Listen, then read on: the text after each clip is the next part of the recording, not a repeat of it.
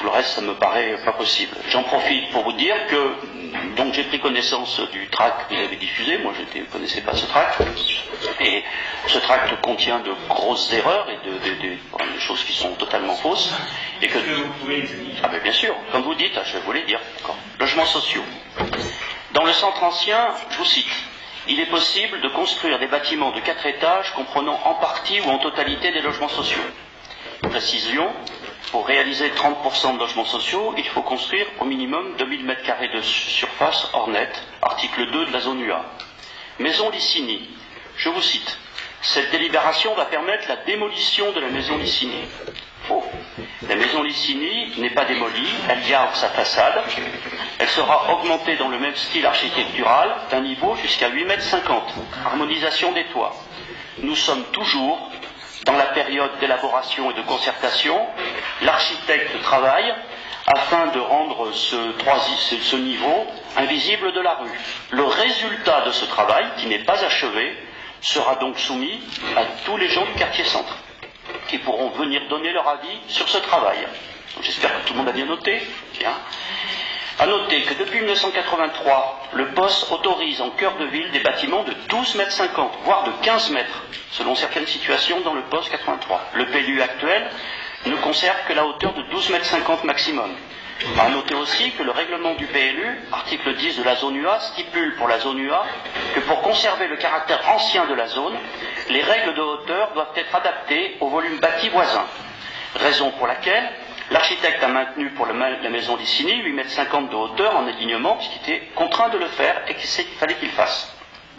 À noter encore que le POS de 99 stipulait dans l'article 10 de la zone UA que le 4e niveau pouvait être réalisé avec des ouvertures de fenêtres de toit intégrées dans les 12,50 m.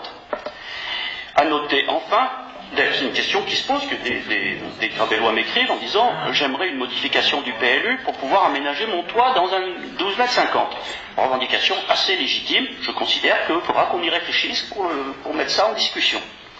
À noter enfin et à l'évidence que seul un partenariat entre collectivités territoriales et opérateurs sociaux peuvent mettre en œuvre un projet de 100% de logements sociaux, sinon c'est pas possible. Courflotte. Comme je l'ai déclaré au conseil municipal du 1er février, si la concertation et l'enquête publique font apparaître la nécessité de revenir sur le classement proposé concernant la Courflotte, ce qui semble être évident à ce jour, y compris par moi-même, nous le ferons sans difficulté. Les terrains du château. Pour ce qui concerne les terrains autour du château, l'autorisation de bâtir en R+2 dans un terrain en contrebas qui, compte tenu de la déclivité du sol, n'apporte pas de gêne visuelle, permet à la municipalité l'acquisition du château de Solas, patrimoine grabellois particulièrement précieux. Il aurait été dommage que le château soit perdu pour la commune. Les zones agricoles.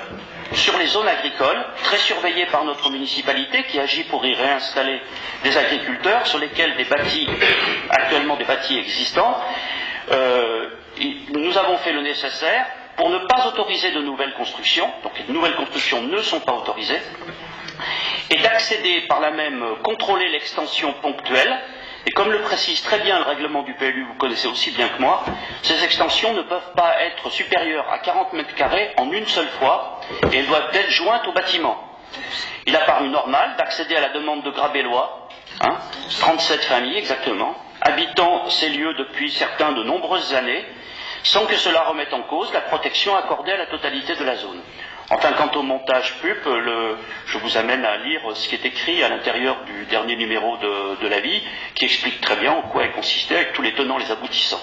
Donc voilà, ceci dit, vous êtes libre, je termine, vous êtes libre de faire les textes que vous voulez, de faire signer tous les textes que vous voulez, d'essayer de convaincre les gens qu'on vous avez affaire à une mairie qui est une horrible bétonneuse, alors que vous, avant que vous y étiez, c'était magnifique. Le PLU, je vous signale, a été fait entre autres sous votre autorité. Et donc, il y a toute une série de défauts dans ce PLU qu'on a intérêt à corriger. Sinon, bon, ensuite...